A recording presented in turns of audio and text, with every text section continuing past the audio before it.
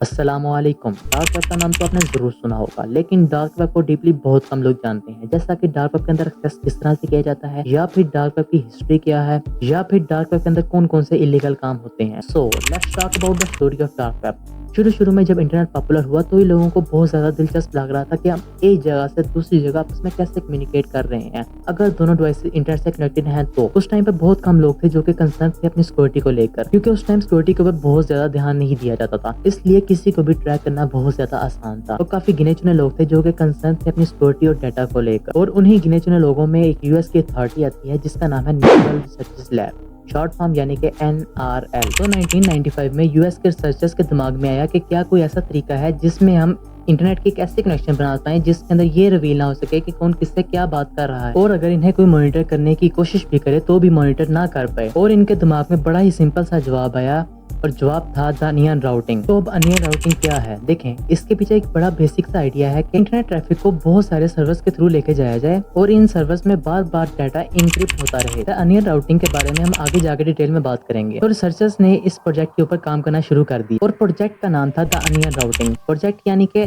Tor. हाँ, तो कहा यह जाता है कि टॉर बनाया था लोगों के लिए, पर एक्चुअल में ये सच नहीं है। एनआरएल ने टॉर बनाया था यूएस के लिए, तो डैट कि इसके जो एजेंट्स हैं वो आपस में अच्छे से कम्युनिकेट कर सकें ताकि इनकी आइडेंटिटी रिवील ना हो। लेकिन मजबूरी में इनको ये पब्लिक करना पड़ा। लेकिन मजबूरी में क्यों? मसला ये था कि अगर यूएस गवर्नमेंट शो होगा तो वेब सर्वर वाले को पता लग जाएगा ये कनेक्शन टॉर से आया है, और अगर ये कनेक्शन टॉर से आया है तो इसका मतलब है कि कोई यूएस का एजेंट मेरी वेबसाइट को देख रहा है, क्योंकि सिर्फ यूएस ही टॉर को यूज कर रहा था और एग्जैक्टली उन्हीं का कोई एजेंट होगा। इसलिए उन्होंने टॉर को पब्लिक किया था ताकि सब लोग इसको यूज कर सकें और जो यूएस के एजेंट्स हैं वो लोगों के बीच में एनोनिमस रह सकें। और इस तरह से यूएस गवर्नमेंट ने अनियन राउटिंग को पब्लिकली रिलीज किया, जिसे हम आज टॉर बुलाते हैं। एट द एंड टॉर तो वो है जिसके बारे में सभी लोग जानते हैं, और भी बहुत सारे हैं जैसा कि I2P या फ्री नेट, और ये सब मिलकर बनाते हैं वेब। इसी का एक हिस्सा है डीप वेब। तो डीप वेब इंटरनेट का वो पार्ट है जिसको कि सर्च इंजन नहीं देख सकते। मोस्टली डीप वेब पे कुछ हार्मफुल चीजें नहीं होती, मोस्टली सीक्रेट इन्फॉर्मेशन जैसे कि academic information, medical record, legal documents और social media account. Online regular browser जो होते हैं वो नॉर्मल वेब तक ही सर्च कर पाते हैं और वहाँ उनकी सर्च रुक जाती है। इसको एक एग्जाम्पल से समझते हैं। मान लो कि आपको एक पब्लिक लाइब्रेरी कैटलॉग में से एक बुक को सर्च करना है।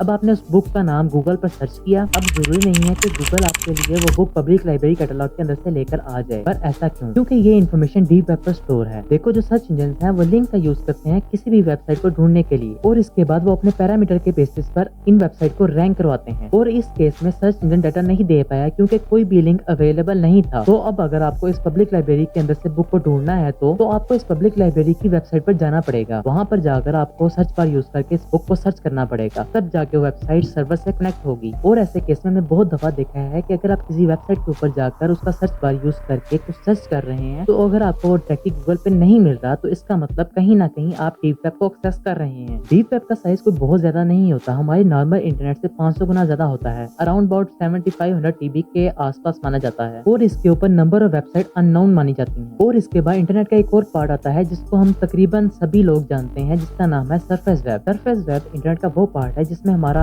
यूट्यूब आ जाता है, इंस्टाग्राम आ जाता है, फेसबुक आ जाता है, और ऐसी करोड़ों वेबसाइट हैं जो कि एक आम आदमी के यूज में होती हैं। और सरफेस वेब इंटरनेट का वो पार्ट है जिसको कि सर्च इंजन बहुत ही आराम से ढूंढ सकते हैं, चाहे वो फिर एक न्यूज वेबसाइट हो या फिर वो एक ई कॉमर्स वेबसाइट हो। तो एट द एंड जो हम इंटरनेट यूज करते हैं वो इंटरनेट की सिर्फ एक लेयर है जिसको कहा जाता है सरफेस वेब, विजिबल वेब और क्लियर वेब। और ये जो इंटरनेट का पार्ट है जो मैं और आप यूज करते हैं, जो हमें इतना बड़ा लगता है, ये सिर्फ और सिर्फ 10% पार्ट है इंटरनेट का, और इसका साइज माना जाता है 19 TB के अराउंड बोर्ड, यानी कि इसके ऊपर 5.5 बिलियन वेबसाइट स्टोर हैं। फर्ज करें कि हमारे पास 100% इंटरनेट है, इसमें जो 85% है वो है हमारा डीप वेब, 10% है हमारा सरफेस वेब, 5% है हमारा डार्क वेब। ऐसा नहीं है कि इंटरनेट के सिर्फ टोटल 3 ही पार्ट हैं, ऐसा कहा जाता है कि इंटरनेट के टोटल 7 पार्ट हैं। इन सब के बारे में हम थोड़ा थोड़ा एपिसोड 2 में डिस्कस करेंगे। फिलहाल हमें इतना डीप में जाने की जरूरत नहीं है। सो लेट्स टॉक जिस चीज के ऊपर हमारा पूरा इंटरनेट चल रहा है, इस चीज को समझना बहुत ज्यादा जरूरी है कि आखिर ये सब कुछ कैसे होता है। तो जनरली क्या होता है कि हमारा एक IP एड्रेस होता है जो कि हमारी ऑनलाइन एक आइडेंटिटी होती है। तो अब अगर आप मान लो कि आप पाकिस्तान के शहर कराची में हैं और आपको एक वेबसाइट को एक्सेस करना है जो कि लेट्स सपोज होस्टेड है कैलिफोर्निया में, तो नॉर्मली ब्राउजर क्या करता है, जैसे आप टाइप करके एंटर करते हैं तो वो उस रिक्वेस्ट को डायरेक्ट लेके जाता है कैलिफोर्निया। बट टॉर में ऐसा नहीं होता। टॉर में आपकी रिक्वेस्ट जाती है मुख्तलिफ सर्वर्स के थ्रू। जैसा कि आपने कराची से रिक्वेस्ट भेजी, सबसे पहले वो जाएगी इंडिया, इंडिया से जाएगी वो टोक्यो, टोक्यो से जाएगी स्पेन, एट द एंड वो इस तरह करते करते मुख्तलिफ सर्वर्स के थ्रू से पास होगी, फिर जाके वो एट द एंड वो पहुंचेगी कैलिफोर्निया।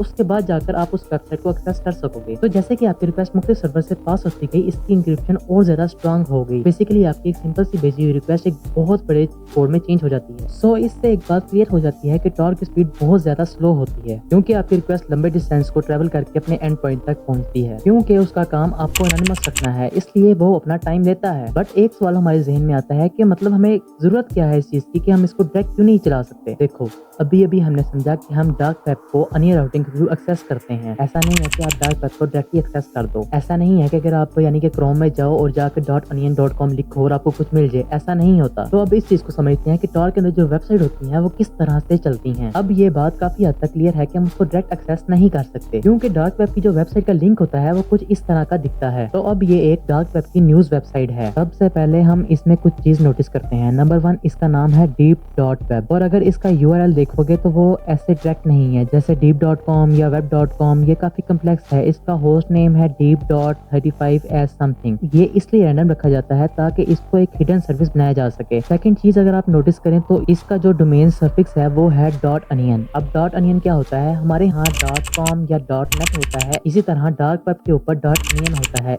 और भी हो सकते हैं जैसा कि I2P भी हो सकता है, but majorly .onion dark web के ऊपर एग्जिस्ट करता है। और अगर हम .onion वाले URL को क्रोम में चलाने की कोशिश करेंगे तो वो नहीं चलेगा, क्योंकि सरफेस वेब के ऊपर .onion नाम का कोई भी डोमेन सफिक्स नहीं होता। तो फिर हमें ऐसी वेबसाइट को चलाने के लिए चाहिए होता है टॉर यानी कि द अनियन राउटिंग। अब क्योंकि हमें डार्क वेब के बेसिक कंसेप्ट के बारे में क्लियर है कि आखिर अनियन राउटिंग क्या होती है, या फिर डीप वेब के ऊपर क्या होता है, या फिर सरफेस वेब के ऊपर क्या होता है, तो अब थोड़ी सी हम बात कर लेते हैं कि आखिर डार्क वेब के ऊपर क्या होता है। सबसे पहले तो ये बहुत बड़ा ख्याल किया जाता है कि डार्क वेब के ऊपर 100% जो काम होते हैं सारे इलीगल काम होते हैं। ऐसा नहीं है। हाँ, इलीगल काम होते हैं डार्क वेब पे, बहुत हाई स्केल में इलीगल काम होते हैं, लेकिन 100% डार्क वेब इलीगल कामों से नहीं भरा हुआ। क्योंकि डार्क वेब पे काफी सारे लोग इसलिए जाते हैं क्योंकि उन्हें एनोनिमस रहना है और उन्हें ट्रैक नहीं होना। At the end dark web पे जस्ट क्लब्स भी होते हैं और फेसबुक की भी डार्क वेब पे काफी प्रेजेंस है, लेकिन काफी सारी रिसर्च इस चीज पर हो चुकी है जो ये प्रूव करती है कि डार्क वेब पे 50% जो वेबसाइट है वो इलीगल कामों के लिए होती हैं। मतलब A to Z मिलाकर डार्क वेब के कंटेंट का बहुत बड़ा चंक वो होता है जो हम और आप नहीं देखना चाहेंगे, जो इन नॉर्मल यूट्यूब वीडियो से खुश रहते हैं। अब मुझे 1% भी नहीं लगता कि हमारे में से कोई ब्लैक मार्केट ड्रग्स, ब्लैकमेलर या हिटमैन हायर करने में इंटरेस्टेड होगा। और ये सारी बातें मैं सिर्फ ऊपर ऊपर से बता रहा हूँ,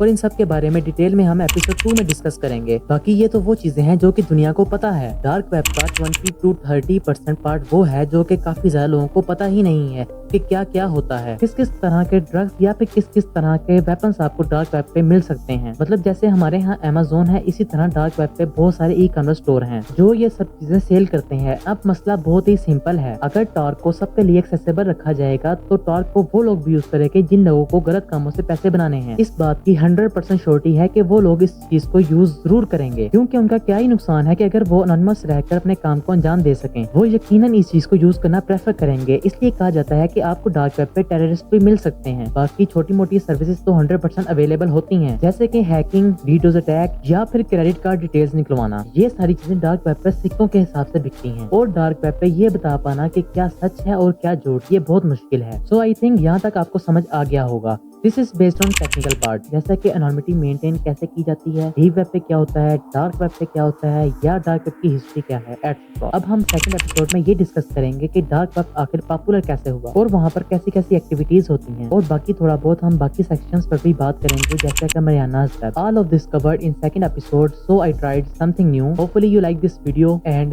thank you so much for watching this video. Don't forget to subscribe this channel. Okay, Allah Hafiz.